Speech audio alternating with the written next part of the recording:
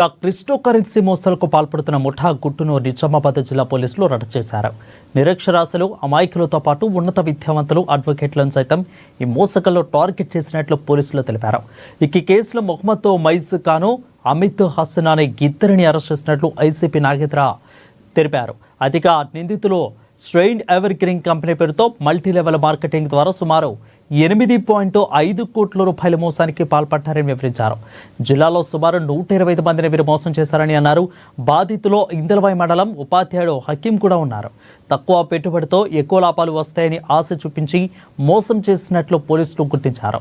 అయితే కేసులో ఇంకా చాలా మంది బాధితులు ఉన్నారని పోలీసులు పేర్కొన్నారు. ప్రజలు ఇంకా మోసాల పట్ల అప్రమత్తంగా ఉండాలని సూచించారు.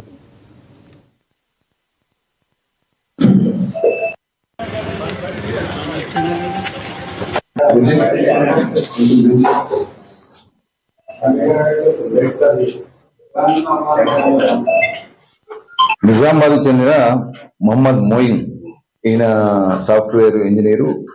తర్వాత ఇతని ఫ్రెండ్ అహ్మద్ హసన్, ఇతను మహమ్మదీయ కాలనీ, తర్వాత మోయిజీ హష్మి కాలనీ. వీళ్ళిద్దరూ ఫ్రెండ్స్.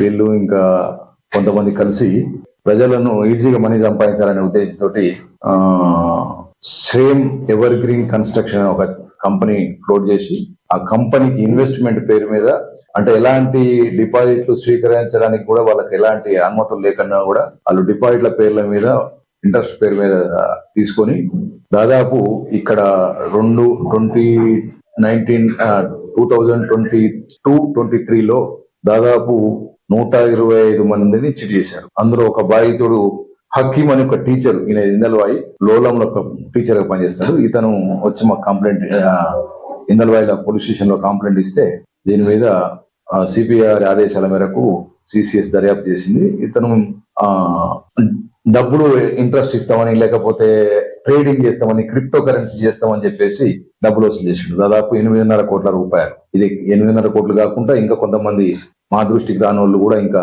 ఉంటారు. దాదాపు 10-15 కోట్ల రూపాయలు ఉంటాయి. సో అతన్ని నిన్న అరెస్ట్ చేయడం జరిగింది. ఈరోజు కోర్టు పంపడం జరుగుతుంది. అయితే ఇలా ఉద్దేశం